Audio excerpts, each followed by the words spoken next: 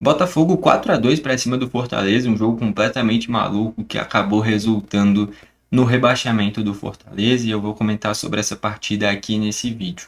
Só antes de destacar para o torcedor botafoguense que venceu o jogo para fechar bem a temporada, eu separei um copo térmico com traços históricos da história do Botafogo. Então tem, por exemplo, algumas coisas vinculadas com o título da Libertadores contra o Galo, maior conquista da história do Botafogo, né? Enfim, vamos falar aqui como é que o jogo se desenrolou e eu já queria destacar aqui esse copo que eu falei. O link está nos comentários para caso algum torcedor do Botafogo queira dar uma olhada. O Fortaleza abriu o placar, o Fortaleza saiu vencendo, um gol que tava selando a permanência do Fortaleza. O Fortaleza dependia só dele, precisava basicamente vencer o jogo e permanecer na Série A.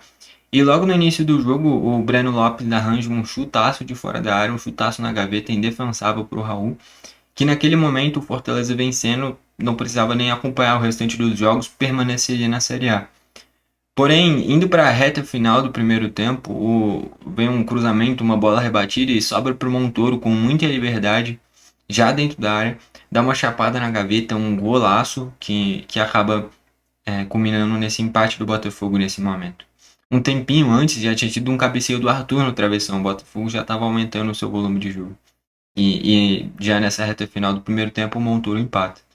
Vai para o segundo tempo, e logo no início do segundo tempo, o Botafogo faz o 2-1. Uma jogadaça do Vitinho pelo lado direito, o Vitinho que fez uma baita atuação por sinal, limpa a marcação e cruza uma bola até meia altura, uma bola baixa.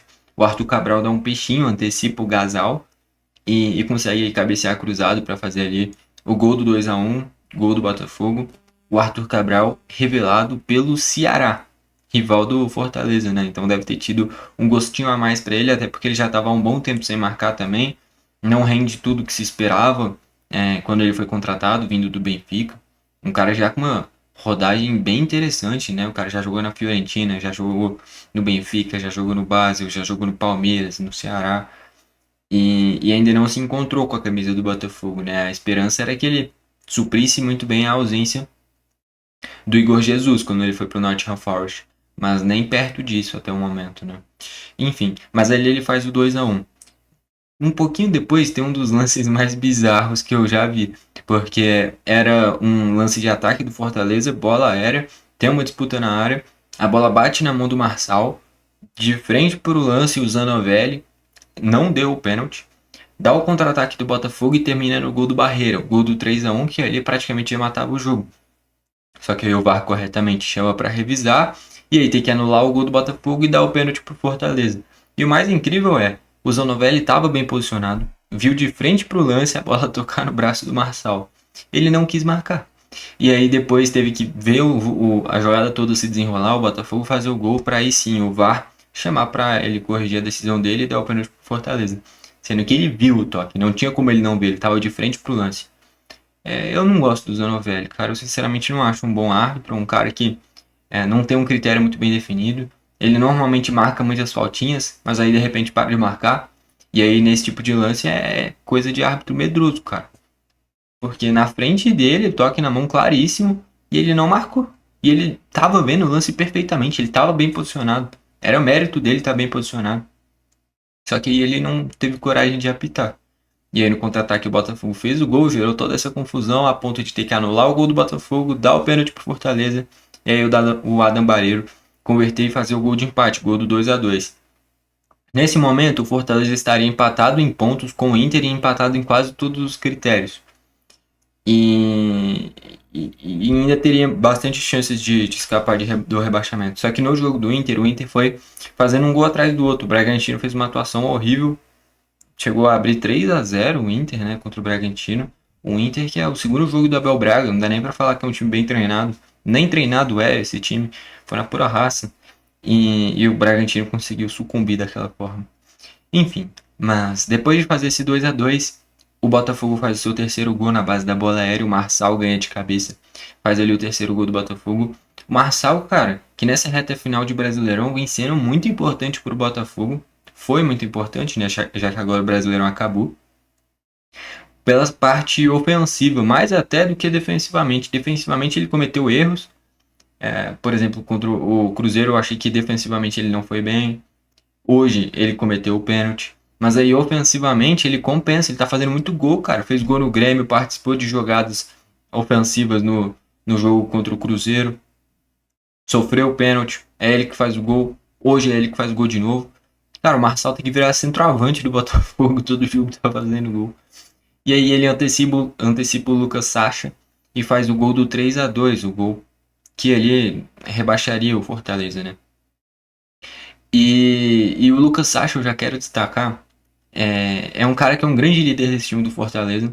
É um cara muito inteligente. Em todas as entrevistas que eu vi dele, teve naquela vitória recentemente em casa contra o Corinthians. Na entrevista pós-jogo dessa derrota e rebaixamento do Fortaleza também. É um cara que sabe o que fala, um cara que é um grande líder. Vários times da Série A poderiam buscar o Lucas Sacha. Acho que ele combinaria muito bem com o Mirassol da vida, por exemplo. Porque é um cara que claramente é uma grande liderança. E todo time precisa de jogadores com esse tipo de perfil, né? Enfim, ali o Botafogo faz o 3-2. E aí já num Fortaleza mais exposto nos minutos finais, tem um contra-ataque, o Cauã Toledo cruza.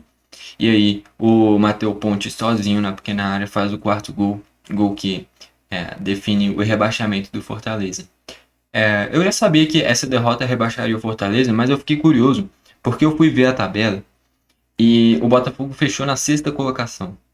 O quinto colocado pega a Libertadores direto, porque o Flamengo foi campeão da Libertadores.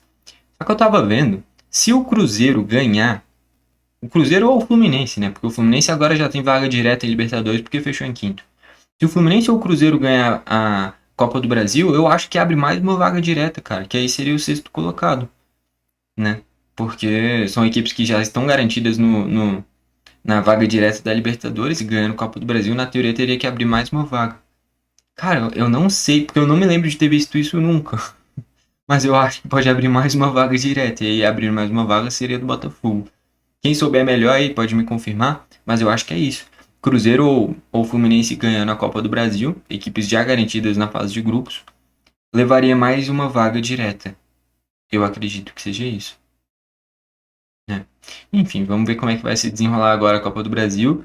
O oitavo colocado fechou sendo o São Paulo, e aí vencendo a Copa do Brasil ou o Cruzeiro ou o Fluminense, o São Paulo também vai para a pré-Libertadores.